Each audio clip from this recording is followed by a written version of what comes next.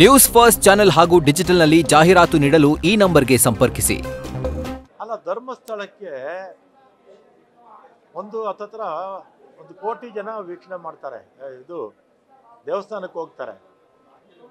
ಈಗ ಮಂಜುನಾಥ ದೇವರ ಇರೋದಲ್ಲಿ ಅಲ್ವಾ, ಅವ್ರು ನೋಡೋದಕ್ಕೆ ಎಲ್ಲ ಭಕ್ತಾದಿಗಳು ಹೋಗ್ತಾರೆ.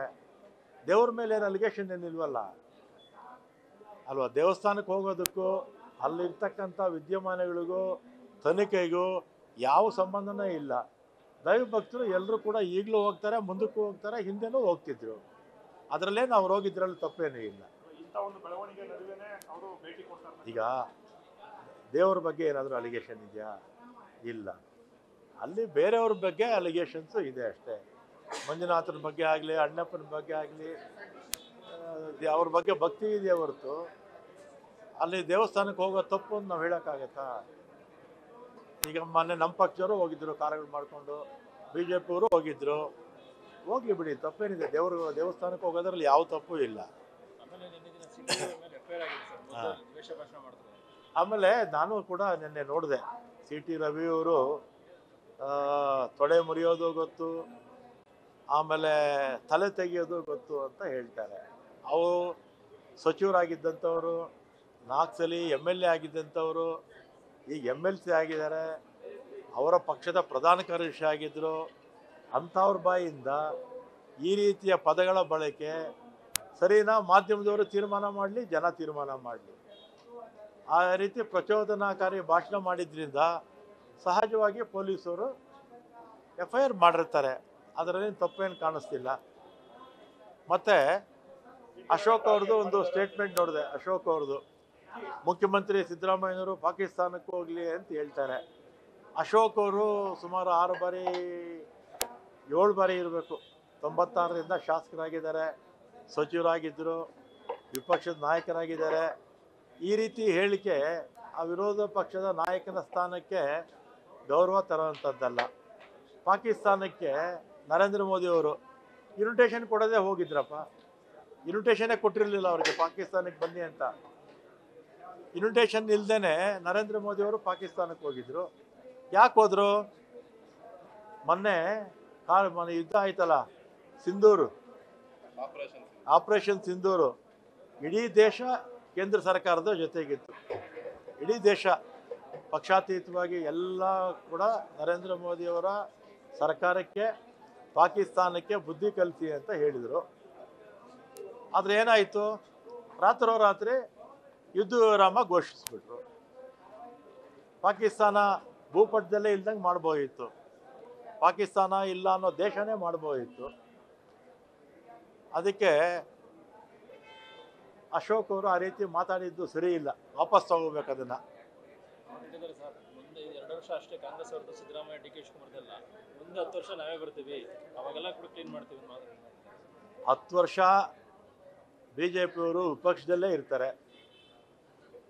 ಕೇಂದ್ರ ಸರ್ಕಾರ ಕೂಡ ಮುಂದಕ್ಕೆ ಅವರು ವಿಪಕ್ಷಕ್ಕೆ, ಅಂದರೆ BJP ಪಕ್ಷ, ಅವರ ಮಿತ್ರ ಪಕ್ಷಗಳು ಪಾರ್ಲಿಮೆಂಟಲ್ಲೂ ಕೂಡ ವಿಪಕ್ಷದಲ್ಲಿ ಕೂತ್ಕೋತಾರೆ, ವಿರೋಧ ಪಕ್ಷಗಳ ಸಾಲಿನಲ್ಲಿ ಕೂತ್ಕೊಳ್ತಾರೆ. ಯಾವತ್ತೂ ಕೂಡ BJPಯವರು ಅಲ್ಲಿ ನಾಯಕತ್ವದ ಕೊರತೆ ಇದೆ. ರಾಜ್ಯದ ಬಗ್ಗೆ ಅವ್ರಿಗೆ ಚಿಂತೆ ಇಲ್ಲ, ಜನರ ಬಗ್ಗೆ ಚಿಂತೆ ಇಲ್ಲ, ಮಹಿಳೆಯರ ಬಗ್ಗೆ ಚಿಂತೆ ಇಲ್ಲ, ಕಾರ್ಮಿಕರ ಬಗ್ಗೆ ಚಿಂತೆ ಇಲ್ಲ. ಅವ್ರದ್ದೇನಿದ್ರು ಒಂದು ಅಧಿಕಾರ ಬೇಕಷ್ಟೆ. ಅಧಿಕಾರಕ್ಕೋಸ್ಕರ ಕಿತ್ಲಾಡ್ತಾರೆ ಅಷ್ಟೇ ಅವರು ಯಾವತ್ತೂ. ಆಮೇಲೆ ನಮ್ಮ ಪಕ್ಷ, ನಾವು ಕೆಲಸನೂ ಮಾಡ್ತೀವಿ, ಕೆಲಸ ಮಾಡದೇ ಇದ್ರೆ ನಮ್ಗೆ ಓಟ್ ಹಾಕೋದಿಲ್ಲ. BJPಯವ್ರಿಗಾದರೆ ಧರ್ಮದ ಹೆಸರಲ್ಲಿ ಓಟ್ ಹಾಕ್ತಾರೆ, ದೇವ್ರ ಹೆಸರಲ್ಲಿ ಓಟ್ ಕೇಳ್ತಾರೆ, ಧರ್ಮದ ಹೆಸರಲ್ಲಿ ಓಟ್ ಕೇಳ್ತಾರೆ. ದೇವ್ರ ಕೆಲಸನೂ ಮಾಡಲ್ಲ, ಧರ್ಮದ ಕೆಲಸನೂ ಮಾಡಲ್ಲ BJPಯವರು. ಓಟ್ ಮಾತ್ರ 2 ಹೆಸರಲ್ಲಿ ಹಾಕ್ಸ್ಕೊಳ್ತಾರೆ. ಅದರಿಂದ ಅವರು ಅಧಿಕಾರಕ್ಕೆ ಬರೋ ಪ್ರಶ್ನೆ ಬರೋದಿಲ್ಲ. ಇನ್ನು 10 ವರ್ಷಗಳ ಕಾಲ ಕಾಯಂ ಆಗಿ ಇಲ್ಲೇ ಇರ್ತಾರೆ, ವಿಪಕ್ಷದಲ್ಲೇ ಇರ್ತಾರೆ. ಪರಮೇಶ್ವರ್ ಅವರು ABVP ಕಾರ್ಯಕ್ರಮದಲ್ಲಿ ಭಾಗಿಯಾಗಿದ್ದಾರೆ ಸರ್. ಮೆರವಣಿಗೆಯಲ್ಲಿ ಭಾಗಿಯಾಗಿ ಒಂದು ಮಾಲಾರ್ಪಣೆ ಮಾಡಿದ್ದಾರೆ ಹಬ್ಬಕ್ಕ ಪ್ರತಿಮೆಗೆ ಅಂತ ಬಹಳಷ್ಟು ವಿವಾದ ಆಗ್ತಿದೆ ಸರ್. ABVP ಕಾರ್ಯಕ್ರಮದಲ್ಲಿ ಭಾಗಿಯಾಗಿದ್ದಾರೆ. ABVP BJPಯ ಒಂದು ವಿದ್ಯಾರ್ಥಿ ಘಟಕ. ನಮ್ಮದು NSU ಇದೆ, national students union of India. ನಮ್ಮದು ವಿದ್ಯಾರ್ಥಿ ಘಟಕ. ಅವರು ಯಾವ ಕಾರಣಕ್ಕೆ ಹೋದರೂ ನನಗೆ ಮಾಹಿತಿ ಇಲ್ಲ. RSS DK ಶಿವಕುಮಾರ್ ಪರಮೇಶ್ವರ್ ಅವ್ರ ವಿರುದ್ಧನೂ ಕೂಡ ಕ್ರಮ ಆಗಲಿ ಅಂತಿದೆ. ನನಗೆ ಮಾಹಿತಿ ಇಲ್ಲ.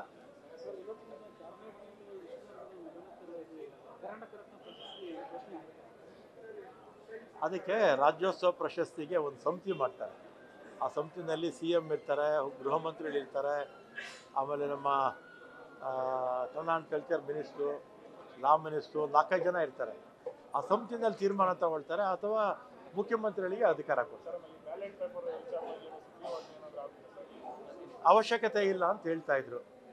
ಯಾಕಂದರೆ ನಮ್ಗೆ ಈಗಿರ್ತಕ್ಕಂಥ ಕಾನೂನಲ್ಲೇ ಬ್ಯಾಲೆಟ್ ಮಾಡೋದಕ್ಕೆ ಅವಕಾಶ ಇದೆ ಅಂತ. ಬ್ಯಾಲೆಟ್ ಬಗ್ಗೆ ಕೂಡ ಈ ಬ್ಯಾಲೆಟ್ EVM ತಯಾರಿಸೋದು ಎಲ್ಲೇಳಿ? EVM ತಯಾರಿಸೋದು ಜರ್ಮನಿನಲ್ಲಿ, ಆಮೇಲೆ ಜಪಾನಲ್ಲೂ ತಯಾರಿಸ್ತಾರೆ. ಜರ್ಮನಿಯ ಸುಪ್ರೀಂ ಕೋರ್ಟು 2009ರಲ್ಲೇ EVMನ ಬ್ಯಾನ್ ಮಾಡಿದ್ರು. ಯಾವ ದೇಶದಲ್ಲಿ EVM ತಯಾರಿಸ್ತಾರೋ ಆ ದೇಶದ ಸುಪ್ರೀಂ ಕೋರ್ಟು EVMನ್ನು ಬ್ಯಾನ್ ಮಾಡಿದೆ. ಆಮೇಲೆ ಅಮೇರಿಕಾ, ಫ್ರಾನ್ಸು, ಇಂಗ್ಲೆಂಡು, ಬಹುತೇಕ ಯುರೋಪ್ ರಾಷ್ಟ್ರಗಳು, ದೊಡ್ಡ ದೊಡ್ಡ ರಾಷ್ಟ್ರಗಳಿದೆಯಲ್ಲ, ಅವ್ರು ಯಾರೂ ಕೂಡ EVM ಬಳಸೋದಿಲ್ಲ. ಅಲ್ಲೆಲ್ಲ ಕೂಡ ಬ್ಯಾಲೆಟೇ ಬಳಸೋದು. ಹಿಂದೆ ರಾಜೀವ್ ಗಾಂಧಿಯವರಿದ್ದಾಗ ಆಗಿನ ಸರ್ಕಾರ ಮತ್ತು ಆಗ ಎಲೆಕ್ಷನ್ ಕಮಿಷನ್ನು ಅವರು EVM ಬಗ್ಗೆ ತೀರ್ಮಾನ ತಗೊಂಡು EVMಲ್ಲಿ ನಡೀತಾ ಇತ್ತು. ಈ ಥರ ಮೋಸ ಆಗ್ತಾ ಇದೆ ಅಂತೇಳಿ ಎಲ್ರಿಗೂ ಕೂಡ ಸಂಶಯ ಬಂದಿರೋದ್ರಿಂದ ಬ್ಯಾಲೆಟ್ ಬಾಕ್ಸ್ಗೆ ಹೋಗೋದು ಒಳ್ಳೆಯದು.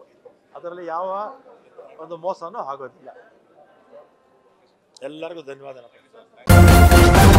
ನ್ಯೂಸ್ ಫಸ್ಟ್ ನಿರ್ಭೀತಿಯಿಂದ ನಿಮ್ಮ ಪರವಾಗಿ.